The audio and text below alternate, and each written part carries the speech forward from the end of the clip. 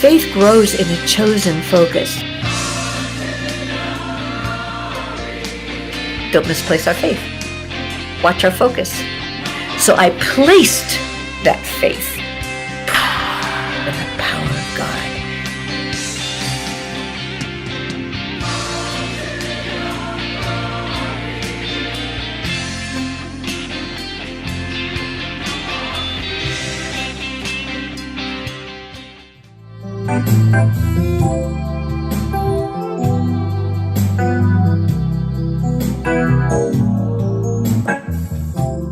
Jesus, we sing, we praise you, our King, we worship you, our Lord. You're the one that we adore. Your word stands alone. Your promises are your throne.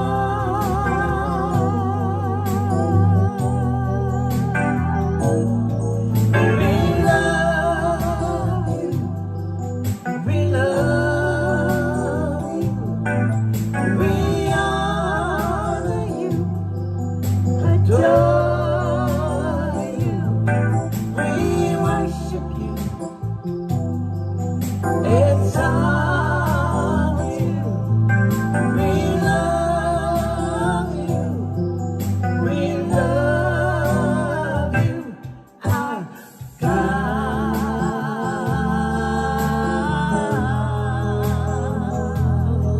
Our God.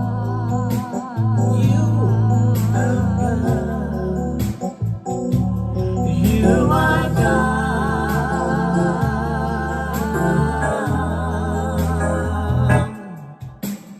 We stand in faith, immersed in your grace. We run the race just to see your face. We worship you, oh Lord. You're the one that we adore. Your word stands alone. Your promises are your throne.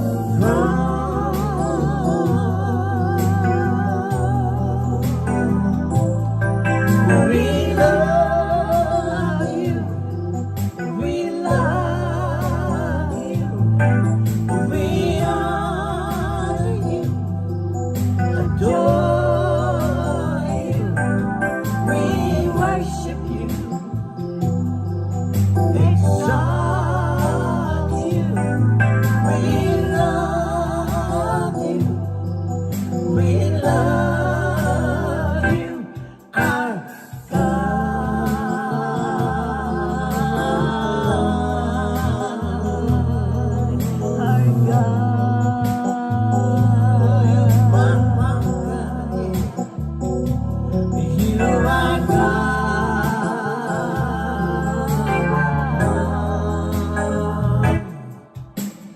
promises, they are your throne. Our faith is in you and you alone. Your promises, they are your throne. Our faith is in you. Your promises, they are your throne. Our faith is in you and you alone. Your promises, they are your throne. Our faith is in you. Your promises. Welcome back to Living in the Power of Focused Faith. Marky and I really are glad you're with us today. And what we've been doing is we've been studying out of my book, Lost Your Faith? It's in Your Focus. It's in Amazon. And what we're doing is taking it chapter by chapter. However, I might take a couple of sessions to talk about one chapter, which is what we're going to do this time in chapter 2.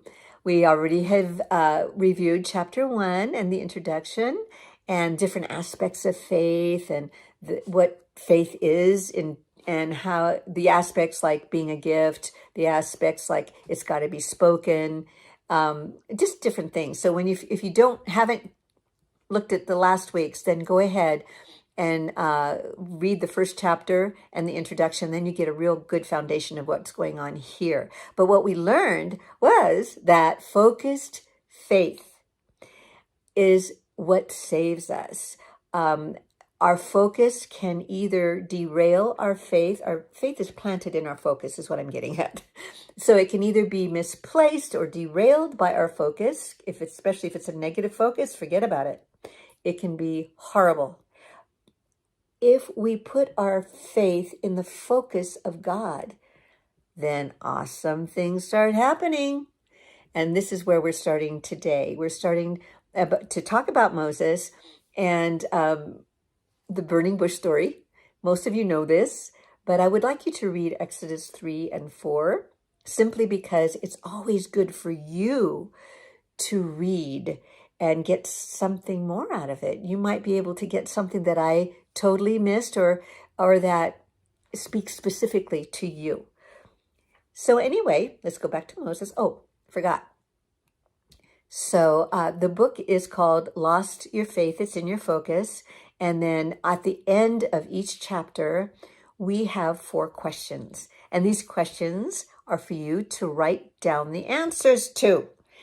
What the questions do is they stimulate your mind to remember and to think about how you think about yourself and about the things that have happened in your past and how that has affected, I almost said infected, but that's true too, how it has affected and infected your mindset. So please, go back to the intro and go back to chapter 1, write down your answers to that, and that'll set the foundation. And then after this, I'd like you to go to the end of chapter 2 and start writing down your ideas and things that happened to you. And be honest. Don't try. There's nobody to impress here. And but if you're doing it in a group, again, I want to remind you that anything in that group, again, is not to be impressive on the other person, and it's not to be the questions that are being asked are so personal that anything that you speak in the group must remain in the group, because we want the group to feel safe, that they can say what they need to say about the problems that they're having, and not feel threatened or not feel intimidated or embarrassed. Okay, I want them to feel safe. And you do too, I'm sure. And I suggest that we all pray for each other during the week. If it's a once a week Bible study, pray for those people in that group. It's really important. This can be a life changer, and just studying this way. So anyway, let's go back to Moses. So Moses was an old shepherd, which was a very yucky vocation at the time. You're always working and being around, smelly, dumb sheep all day. Awful. Okay. So he was herding his sheep, and then as they were resting, he saw a burning bush, and he's going, that burning bush isn't burning up. So he went to it because he was curious, right? And then all of a sudden, this big booming voice comes out of the bush. Moses, take off your shoes. This is holy ground. And Moses oh, and he took off his shoes and just started shaking. But what he was nervous about wasn't so much the voice or the fact that the bush was talking to him. Although, anyway, but what was really nerve-wracking was that God, through the bush, was calling him to deliver the people of Israel. The Israelites had been slaves for years, but God wanted Moses to deliver them, an 80-year-old shepherd. What's up with that, God? And that's exactly what Moses was thinking, I'm sure. So the backstory of Moses, though, is that he wasn't always a grumpy old shepherd, but he was a failure. It reminds me of an advertisement that I saw on TV. It was a cartoonish thing, and then it was about this huge person was in front of this little tiny desk, and there were stacks and stacks and stacks of loan applications that were being denied. And so he had this huge stamp that said disqualified on it. So he would go, disqualified, disqualified, disqualified. And then it hit me. That is what we do with ourselves, just like Moses was doing with himself. He was already a failure. He had already disqualified himself. He was a shepherd now, but the backstory is that he was not always that shepherd. He was a baby that was born in slavery, right? But his mother at that time, Pharaoh, was really upset because he was afraid that the Israelites were going to take over because they were reproducing so fast.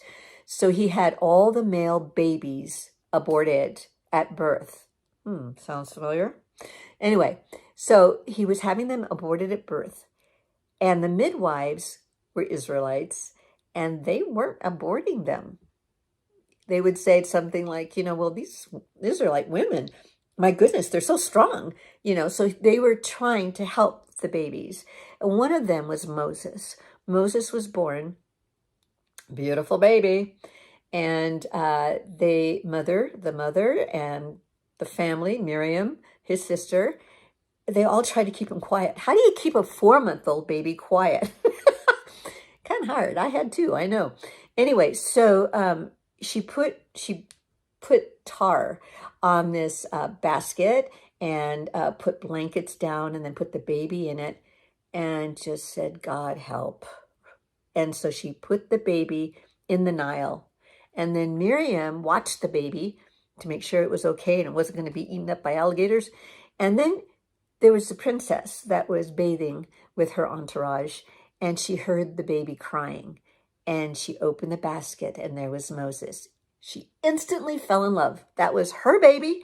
And then, of course, she needed someone to take care of the baby. So Miriam popped out of the bushes and said, hey, I know just the right person. I'll get her for you, which I think the princess might have known that it was Moses' real mother. So, okay. So she brought Moses' mom. Moses' mom raised him for a little bit and told him who he really was. Now, as he grew up, he was royalty. He was in the princess. He was in the castle. He was trained in all warfare. He was trained. His mind was keen, and all the latest and greatest education he got. But then he always had this knowledge that he was not an Egyptian. And then the Egyptians at that time, Egyptians now are pretty nice, but that time they were pretty mean under Pharaoh's regime. And so they would beat the slaves. They would do all kinds of things to make it hard for them. So Moses got really upset because one of his brothers was being beaten. So he got him away and he killed him in the fight. Okay, so then the next day or two, he comes back and 2 Israelites were fighting against each other.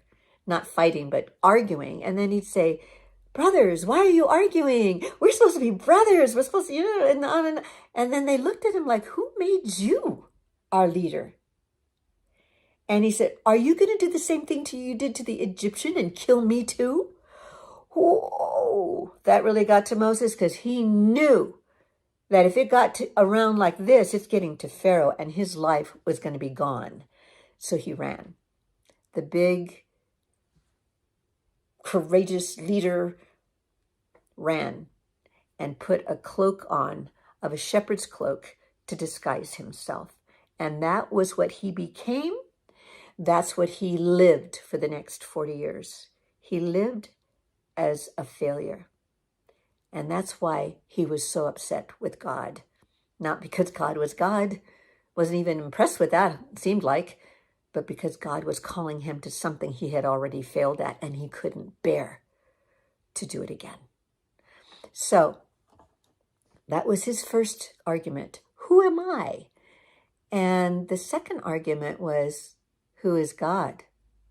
Who shall I say sent me? It's easy to disqualify God where, he looked at the Israelites for the past 400 years. Where was God? Where was God? Who are God? Who is God? What? Why did you not come when we needed you back then? Why did you leave me alone when I was trying to save the people? Why did you do that? A lot of times when we disqualify God. It's an easy way out. Because if we disqualify, negate him, then we don't have to do what he wants. We have an argument. Why should we do that? He wasn't there when I needed him. Keep that in mind, okay? Question 3. And that wasn't working, by the way. God wasn't impressed. God knew he was going to be arguing like this. So none of his arguments made sense to himself, I think, even. So argument 3, the objection 3 is, well, what if? What if? What if is the perfect argument for those whose faith has been placed in fear, afraid of failing, afraid of succeeding. Do you even afraid of trying? Afraid of what people think?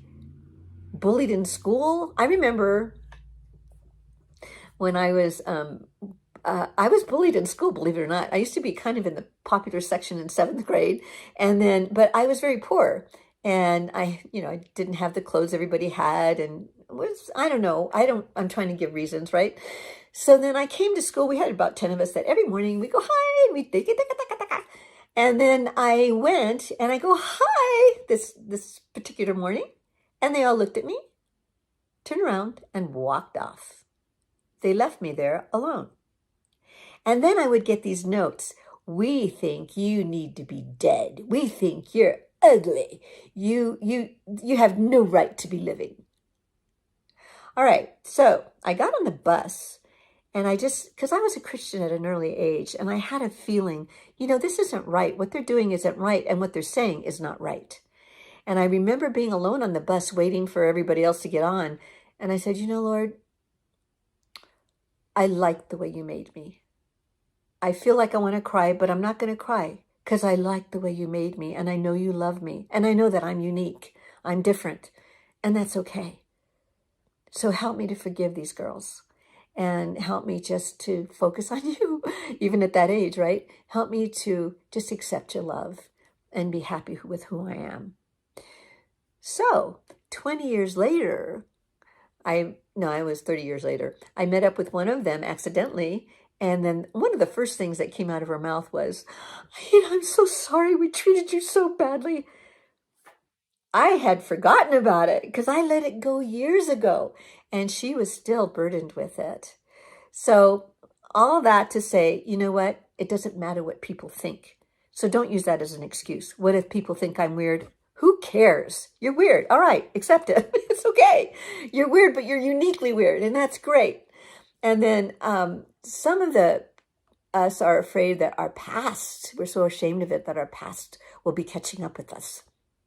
I have a friend named Wes who used to be a neo-Nazi, and he hated blacks, and he wanted to kill them, and he hated anybody whose ethnicity wasn't white or blue eyes.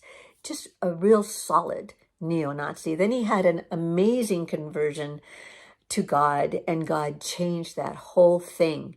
And he was so ashamed for years, I was a neo-Nazi. I hated people. But then when God finally called him, he thought, you know what? I don't care what people think. I was a neo-Nazi. That's not who I am now.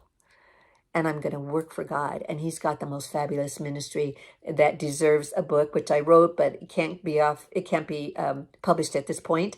But because it's too dangerous for his ministry. But he now sacrifices his life for those that he once hated.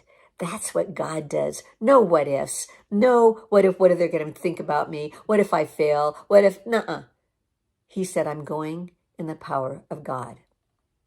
We are not defined by our past. We are not defined by what people think of us. Okay, get that straight right now. Okay, and then number 4, well, I've never been good at. Okay, all right. So in Exodus 4:10, Moses said, Lord, I have never been eloquent. I am slow of speech and tongue. And then Acts 7:22 says, Moses was learned in all the wisdom of the Egyptians and was mighty in words and deeds. When we label ourselves with a lie often enough, our faith grows in that deception. Soon we actually believe it. That misplaced faith dictates our entire life. So we're going to practice doing it the other way. Let's go on. Okay, another objection that he had was send someone else. All right, isn't that easy? We forfeit, we abdicate our destiny because we're so focused on what we're not that let's send somebody else who can really do it. Okay, Moses wanted to abdicate his calling, and his focus was placed in his own lack and not in God's power or in God's promises. God promised to be with him, but Moses' faith grew in the focus of his own inability. Okay, so something was lost in the translation. God gave in to Moses and said, all right, I'll give you your brother, Aaron. Okay, that's who you want. That's who you'll get. That was the biggest mistake Moses ever did. God's promised to talk to Moses, then Moses talks to Aaron, then Aaron talks to the Israelites. But Aaron, the mouthpiece, was the biggest thorn in Moses' flesh. And he grumbled against Moses. He led the children of Israelites into idolatry. It was one of the worst things that happened in Moses' ministry. You know, one time, I got to tell you, and I'm going to be talking about this next week, I have to confess that one time the Lord was talking to me about going to see this lady. I was in a soccer field with my boys, and this lady was this beautiful lady who was in charge of picture day on soccer day. And so the Lord said, go speak to her about me. And I'm going, well, okay. So I start walking over there, right? And then I saw her. She was so beautiful, so gracious. She had this perfect husband. She had the perfect kids. And I turned around. I looked at me, came up short. Literally. No. I came up short in my mindset. And I'm going, she doesn't need me. I turned around and walked away in that mindset of disqualification. And then 2 weeks later, I found out that lovely lady had committed suicide. Now, the Lord loved her way too much to stop trying to reach out to her because of my silly self-disqualification. But the point is that I missed out. I missed out on a possibly beautiful friendship. I missed out of maybe being instrumental in helping her through the problems that she was going through at the time. I missed out. Okay, we get trapped in this disqualified closet. But you got to understand the enemy. We do have a spiritual enemy, right? And we all know who he is. He's evil. And he is afraid of us. You know, the Gospels show how the demons were scared to death of Christ and the apostles. And like in Philippians 4:13, it says, I can do all things through Christ who strengthens me. Okay, so what we believe then, what Satan is afraid of, is that if you start believing what God says and instead of the disqualification that you've done on yourself, then he's dead meat. And he doesn't want that. And he'll try every deception in his possible way to get us to defocus so that he doesn't have to be afraid of us. We can do all things through Christ. All right, so don't miss out. Really, I don't want you to miss out. When God calls, it's because he trusts us. We have to hear his calling, believe his calling, and instead of looking at us, we can look at him and know that he will bring us up to the level. I think, I think we're so afraid that we don't understand that God is going to nurture us. He's going to educate us. He's going to bring us up to the level where we need to be. I went to a mission. The Lord had called me to sing to this mission, to rescue mission. And on the way, I thought, I was singing, practicing beforehand. And the song goes, I will be here when you feel like being quiet, when you need to speak your mind. I will listen and I will be here when your laughter turns to crying. Through the winning, losing, and trying, we'll be together, 'cause I will be here. That's, I think, I forget who wrote it, but I'll find out and I'll put it in the thing. God, no matter what you're going to do, will be with you. You've got to understand that. And then I was thinking, okay, God's with me. And I went in the car and I was on the way to the rescue mission and my car conked out.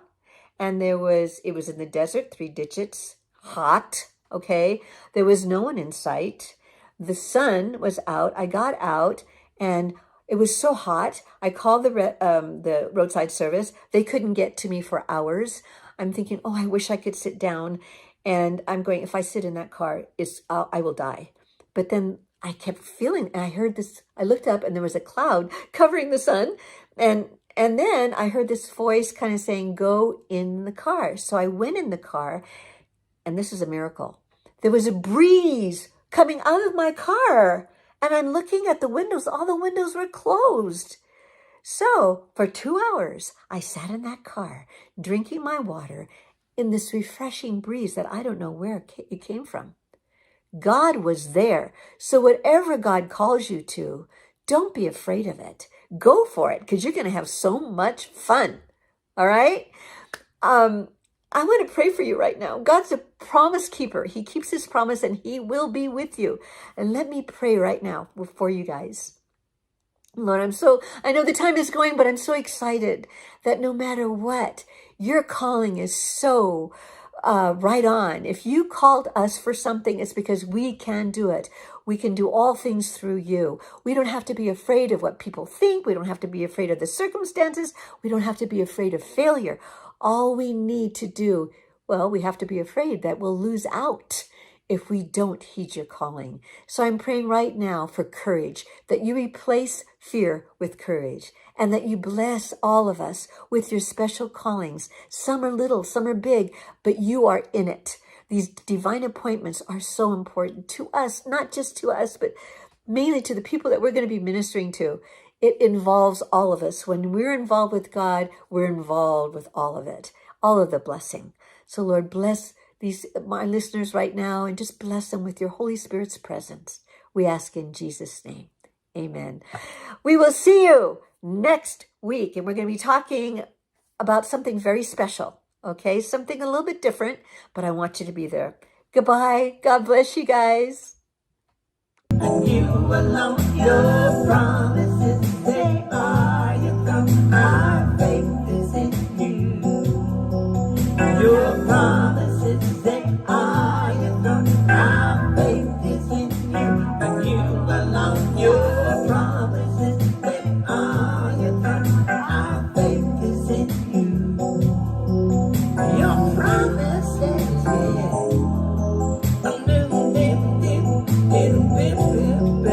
Your promise.